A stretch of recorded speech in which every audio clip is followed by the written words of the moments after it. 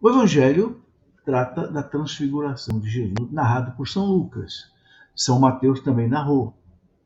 Um pouquinho diferente do outro. Você sabe que Mateus escreveu lá para os judeus, Lucas escreveu para os pagãos, então Lucas fez pesquisa, detalhou um pouco mais, né? Então, naquele tempo, Jesus levou consigo Pedro, João e Tiago e subiu a montanha para rezar. Essa montanha é o Monte Tabor. Lá em cima existe uma bela basílica chamada Basílica da Transfiguração, um lugar maravilhoso. De lá no alto ali você enxerga a Galileia, né? Graças a Deus eu pude estar ali várias vezes, né? Assisti a Santa Missa ali várias vezes, essa basílica é belíssima da Transfiguração. Jesus levou para lá os 3 apóstolos mais importantes, Pedro, né? Tiago e João, os 2 irmãos, né? E enquanto rezava, seu rosto mudou de aparência e a sua roupa ficou muito branca e brilhante. Eu acho interessante isso aqui. Enquanto rezava. Jesus sempre rezava, meus irmãos. Você já notou isso? Quando ele vai viver aquela agonia no Horto das Oliveiras, ele rezava.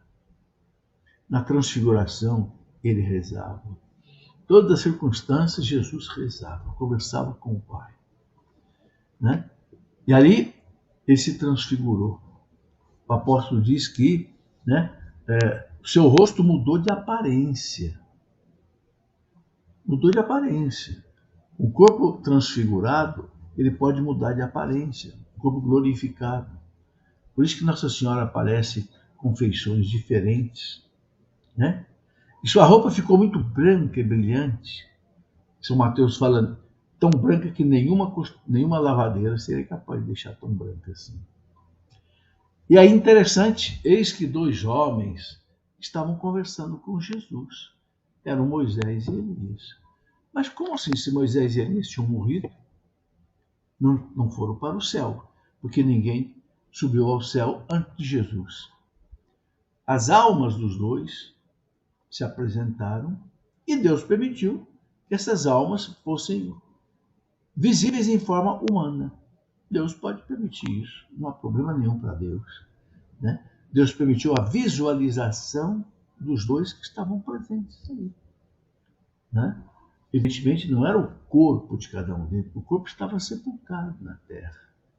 Mas a alma, de maneira visível. A alma ela é espiritual, é invisível, mas Deus pode permitir uma visualização da alma.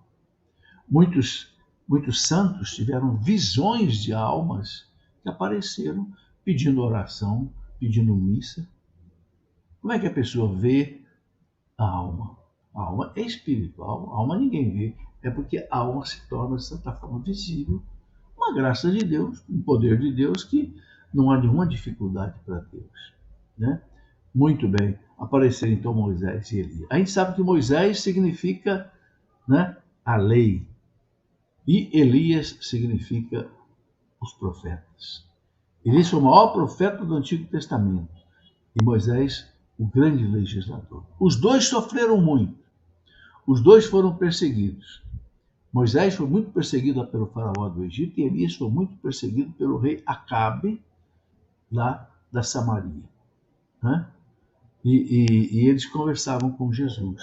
Agora, interessante o que eles conversavam com Jesus. São Mateus não fala, mas São Lucas fala. Bom, a gente vai ver daqui a pouco. Pedro e os 3 apóstolos estavam com muito sono. Ao despertarem, viram a glória de Jesus. E os 2 homens que estavam com eles viram com seus olhos. E quando esses homens se iam afastando, Elias e Moisés se afastando, né? Pedro disse a Jesus, mestre, é bom nós estarmos aqui. Vamos fazer 3 tendas, uma para ti, outra para Moisés, outra para Elias. Mas Pedro não sabia o que estava dizendo, diz o Evangelho. Não sabia. Né? Certamente Pedro sentiu ali um gozo de eternidade.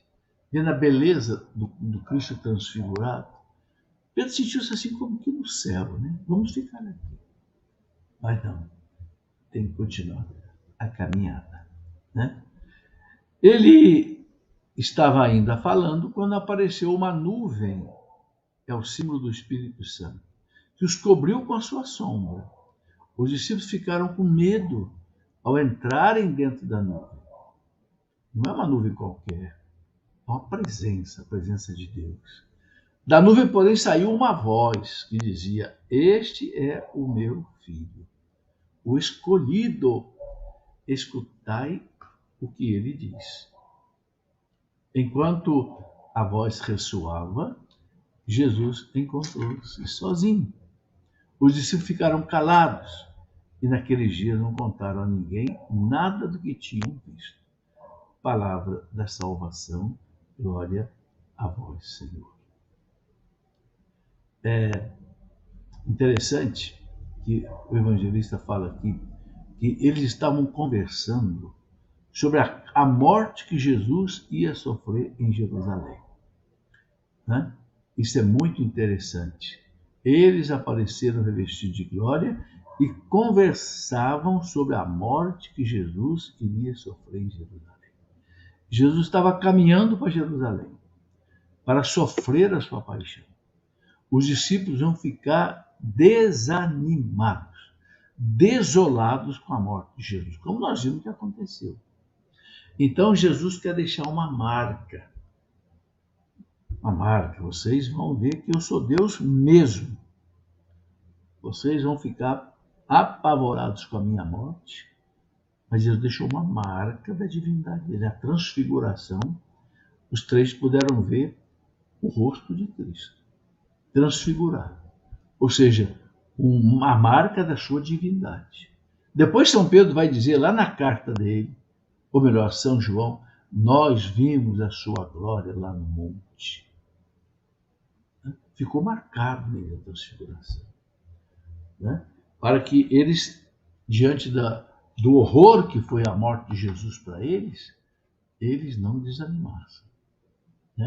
Continuassem a caminhada como continuaram, meio no escuro, mas eles continuaram, né?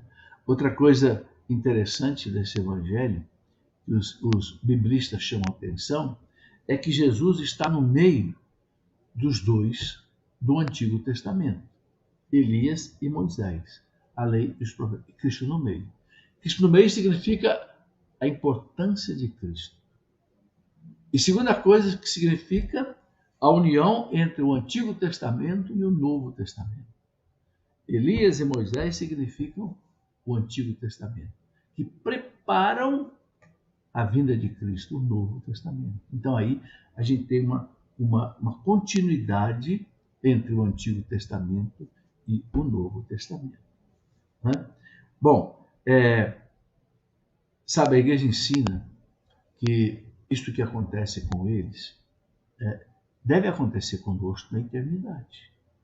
Esse corpo transfigurado, esse corpo de luz que brilha como o sol, é o que vai acontecer conosco, quem for para o céu, quem for ressuscitado. E isso é explícito no Evangelho. No Evangelho de São Mateus, capítulo 13, versículo 43, se você quiser, você pode procurar ali. Mateus 13, 43 diz assim: os justos brilharão como o sol no reino de Deus. Os justos brilharão como o sol no reino de Deus. E lá no profeta Daniel também tem uma passagem assim, né? Os justos brilharão como as estrelas, né? E esse brilho não vai ser igual para todo mundo, não. O próprio São Paulo, quando ele fala dessa transfiguração das almas na eternidade, né? São Paulo, na primeira carta aos Coríntios, capítulo 15, versículo 41, 42, São Paulo fala que no céu as almas terão um brilho diferente. Confira aí, você pode conferir a primeira carta de São Paulo, capítulo 15, versículo 41, 42, né? São Paulo diz assim: um é o brilho do sol, outro é o brilho da lua, outro é o brilho das estrelas, e cada estrela brilha de maneira diferente. Ou seja, na eternidade, o brilho de cada um a glória de cada um, não vai ser tudo igualzinho, não. Né? Quanto mais a pessoa amou a Deus nessa vida, quanto mais servir a Deus nessa vida, quanto mais ajudou na evangelização nesta vida, mais vai brilhar lá na eternidade. A igreja ensina isso. Entende? Alguns perguntam o que são os céus no plural. Os céus no plural pode ser esses níveis de brilho diferente, de glória diferente. É uma maneira de entender, né? Pai nosso que estais nos céus no plural. Não é que exista. Céu é a comunhão com Deus. O céu é Deus. Os santos dizem, o céu é Deus. Mas em Deus, ninguém vai conseguir explicar isso, né? O brilho de cada um vai ser diferente. Proporcional ao amor com que amou a Deus e aos irmãos aqui neste mundo. É isso que os teólogos ensinam. Então, meus irmãos, vamos fazer força para amar a Deus aqui, de todo o coração, de toda a alma, né? Amar os outros, não querer o mal de ninguém, ajudar todo mundo que a gente puder ajudar, servir, fazer o bem sem olhar a quem, não brigar com ninguém, não ter raiva de ninguém, não ter ódio de ninguém, não buscar represália, revanchismo, né? Vingança de ninguém. Quanto mais a gente amar a Deus aqui, amar o próximo aqui, mais a gente vai brilhar na eternidade. É bonito isso, né? Muito bonito. Né? A Transfiguração mostra para nós também o seguinte, né? Eles desceram dali e Jesus já começou a falar para eles da sua paixão. Né? Então, a Transfiguração junta, né, a cruz com a glória, a morte com a ressurreição. É interessante. Né? Para chegar à sua glória, Cristo passou pela sua paixão. Nós aqui nesse mundo também. Essa vida que é um vale de lágrimas, se a gente vive isso na fé, a gente vai chegar também à ressurreição. Né? O que mais? Né? Através, né, da fé em Cristo, nós não estamos podendo viver essas coisas.